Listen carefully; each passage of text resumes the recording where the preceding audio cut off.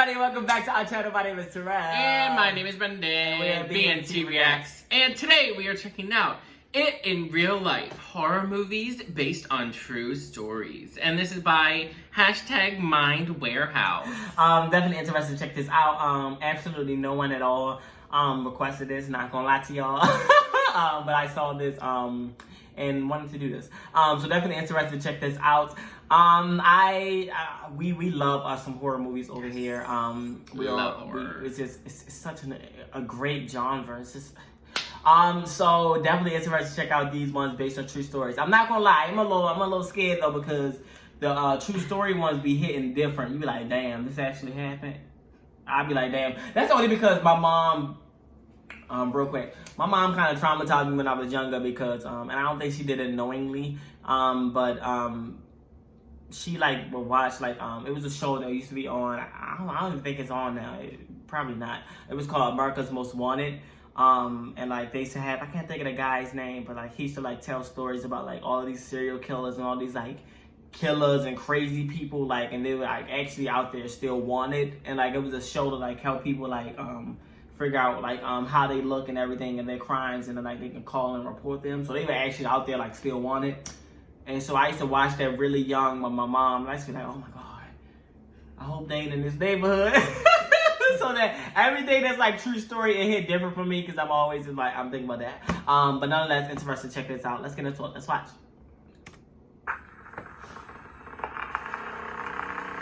Hi everyone.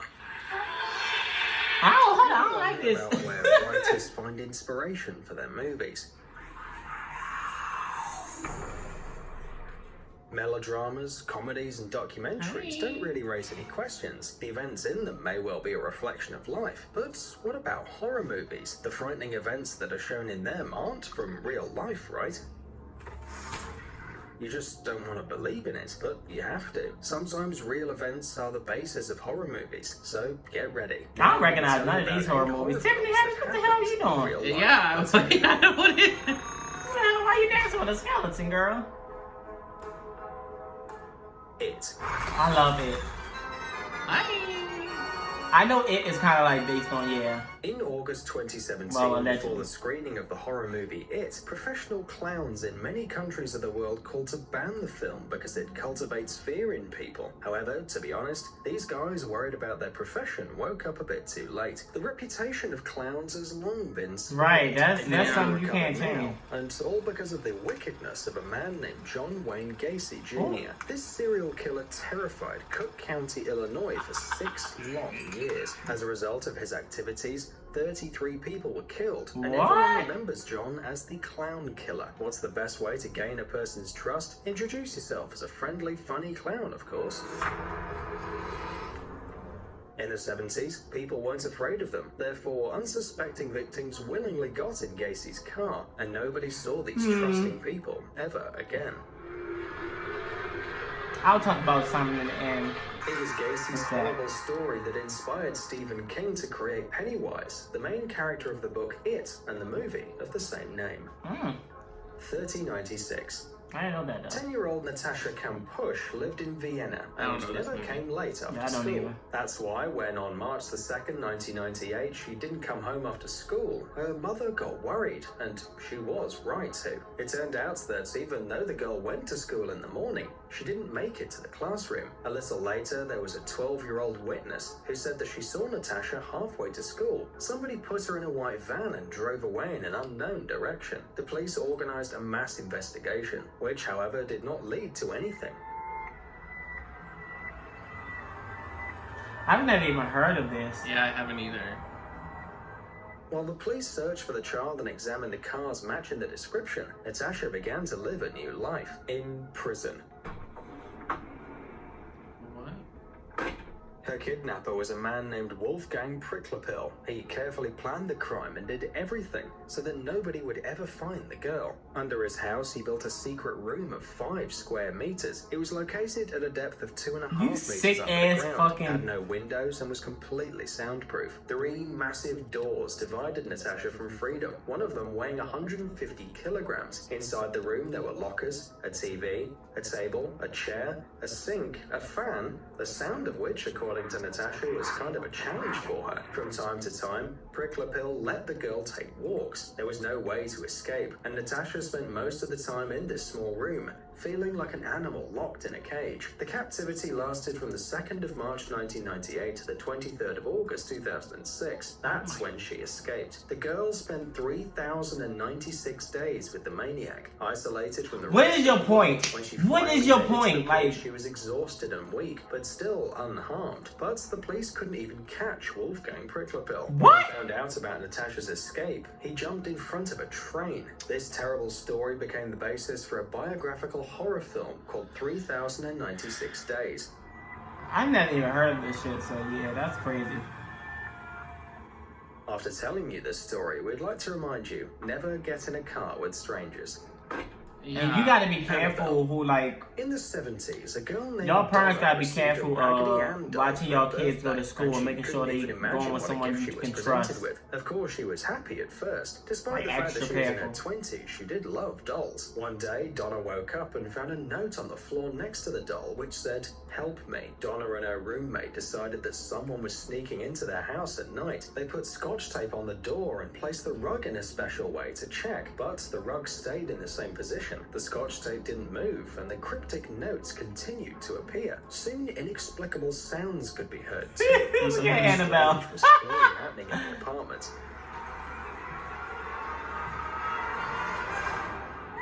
Doors and windows opened on their own, and the doll, as if alive, moved from place to place. If you like horror movies, you probably know the doll that we're talking about.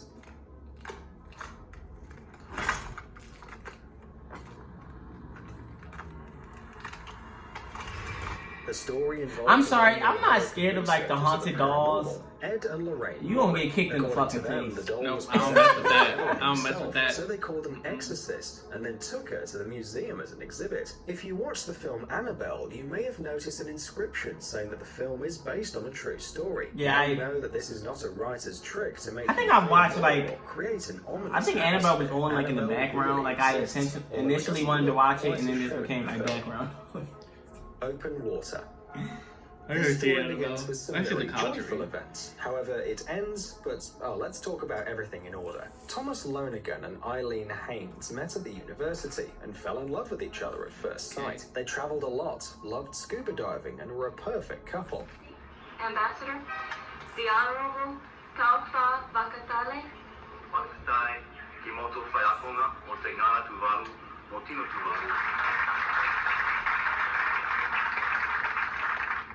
On January the 25th, 1998, the couple went to dive in the Great Barrier Reef with a team. They didn't need an instructor. By that time, both Thomas and Eileen had already 160 dives under their belt. Oh, damn. They dived 3 times, and the fatal dive was the last and the third. While the couple was deep under the water, the team incorrectly counted the returned divers, so they didn't notice Thomas and Eileen weren't back. The ship went away, leaving 2 people completely alone in the middle of the ocean. What the fuck? What?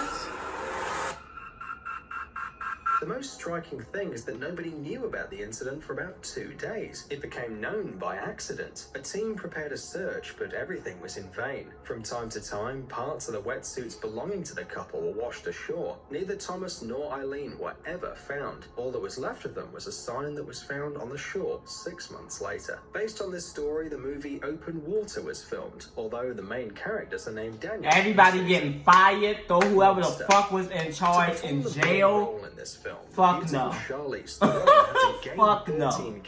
I know about this. Completely, all in order to play the role of the second woman maniac in the history of the US.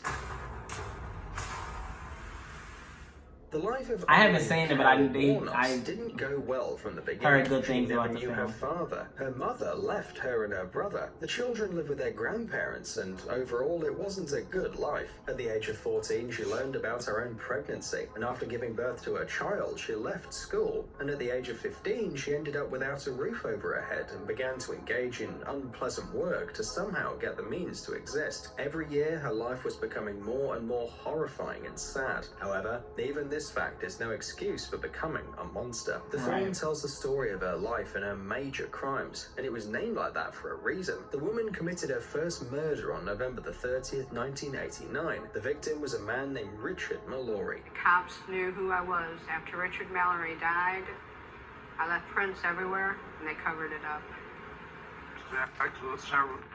Turned me into a serial killer. In 1 year, Warnos killed 7 men. Every time she gave different statements to the court. At first she told them she'd killed them to protect herself. You sabotaged my ass, society, and the cops, and the system. After that, the woman began to tell that she was engaged in robbery and didn't want to leave witnesses. And in the end, no one knew what motivated the 7 brutal crimes. Eileen Carol Warnos is no longer alive. For her crime, she received a total of 6 death sentences. Her life will forever remain in history thanks to the movie Monster. The Curse of Robert the Doll. If you think that Annabelle is the only creepy doll in the world that starred in a movie, you're very mistaken.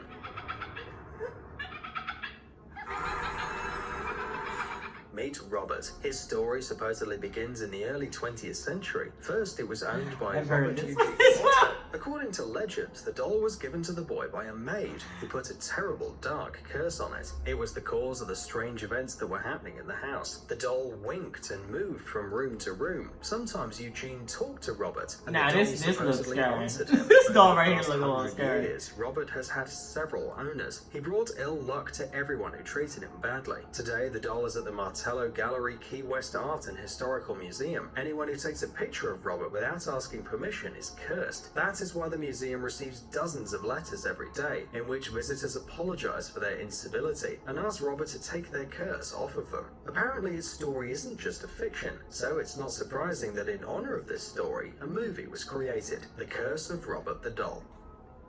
Primeval. Get your ass. If you like traveling, we recommend you to be alert when you visit the waters in Burundi, because here lives the most famous Nile crocodile, whose story makes your blood run cold. His name is Gustave, and it's impossible to ascertain the exact amount of his human victims. According to the most conservative assumptions, in the last few years, the crocodile killed about 200 or 300 people on the shores of the Ruzizi River. What the fuck? Nile crocodiles, as you know, can live for 70 to 100 years. Numerous attempts to catch Gustave didn't lead to anything, and the exact size of the monster is unknown. It's only clear that he I know, my phone's blowing the most hell up likely right it's now. more than 6 meters long, and it weighs over a ton. It's hard to believe that Gustave is real, but he is, and he terrifies both local people and animals. The story. So why y'all willingly going in the fucking like near him though? This is y'all fault. Like, Deliver us from evil. It's hard to believe that this film, which recounts the disturbing and inexplicable events that took place in New York, was based on a true story. However, it is true. The story of how an officer was forced to turn to an exorcist was based on the autobiographical book Beware the Night, written by former policeman Ralph Sarchi. The man says that during the service, he faced supernatural forces more than once. What he'd seen impressed him so much that in the end he even changed his profession, and today he works as an assistant priest. The film's director, Scott Derrickson, says that his film is not demon propaganda. However, he believes that people should take everything paranormal very seriously. Hey, stop being lazy. It's time to use that brain of yours. Welcome to Brain Time. Click that Incredible subscribe facts from button. the past. So that is the end of this video. I really thought actually maybe have like The Exorcist on here. I know that's one that they say that's based on a true story, but there's no really like hardcore evidence to prove that because it was so long ago. And so like all the documents that could prove that are probably lost or like just they gone. What do you think of this video though? I liked it. I mean, I feel like I also know like other ones, but maybe like they're just like so common knowledge that it's just like, oh, like yeah, like they are just based off of stuff. But those dolls, I don't mess with that. I got the good Lord Jesus protecting me, and y'all can keep that stuff. Y'all can go see that, but nope. I'm not afraid of, like, I'm not, like, if there was, like, a doll or something, like, trying to attack me, like, I'm not gonna say I'm gonna run away, but if y'all gonna mess with some demon or something inside of it, nope, I don't wanna mess with that. Yeah. I'm not gonna mess with anything supernatural. I got the good Lord protecting me, and amen, and y'all can do what you want. But It was really interesting. I mean, some of them I hadn't even heard of, but some of them were literally just insane. But, yeah. I really enjoyed this video as well. Again, it always makes you think about things. So, a lot of horror things makes people think, and it's just it gets the mind going about like what like a lot of humans are actually capable of. It's very scary, actually. A lot of things humans are capable of. The whole Pennywise thing and the It thing, they said people weren't really afraid of clowns. I don't believe that. I think people were, they were always like people afraid of clowns. I don't believe people are afraid of clowns. Started being afraid of clowns because of serial killer. I think that was always a thing where clowns were creepy. Even so, the fact that I remember there was a McDonald's commercial in the 70s. If you go back and just go on YouTube and Google McDonald's 70 commercial, like the clown, he is fucking horrifying. And I'm not even afraid of clowns. I am not afraid of clowns, but I was like, what the fuck? Like, what? Like, it was horrifying. So I understood why kids were afraid of that clown. That's why McDonald's had to, like, rebrand their clown and everything so much because, like, kids were like, I'm not fucking with that. And the whole thing as well with, I have a thing where, like, they make movies about serial killers. And that's why I probably haven't watched much of that, like, serial killer movie. That's why I know the movie Monster, but I haven't watched it. I don't like the idea of movies being created based on serial killers, and really allowing them to get spotlight in a like way. Yeah, because it's like then that's a lot of times that's the motivation for a lot of others, like future serial killers. They want the spotlight. They want to be a famous killer. They want the spotlight and they want the attention that all these other famous serial killers have gotten. And so they like, I'm gonna do all this, and then one day I maybe get a movie about myself, and that's like. Let's stop with that. Like they stories, no, like fuck that. Tell the stories about the victims. Tell the victim story and like honor the victims, but stop trying to honor these serial killers and don't say, oh, well, it's not honoring them because why the fuck are you making a whole movie about them? Let's stop that. But yes, I still enjoyed this video though. But that's all for this reaction, y'all. If you like it, make sure you give it a thumbs up. Make sure you also hit that subscribe button and make sure you comment down below for more reaction requests. It can be more videos like this, anything we'll react to. And make sure to follow us on our social medias, Instagram and Twitter. Yes, if y'all have any other videos like this that y'all know about, please drop them down below because we can watch these for hours and hours on days. A lot of the stuff I knew about was because I watched so many horror channels. I don't watch like true horror stories and things like that, but I have watched a lot of horror channels where they've talked about horror movies, so I know a lot. But alright, y'all, that's all for this reaction and we're out. Bye!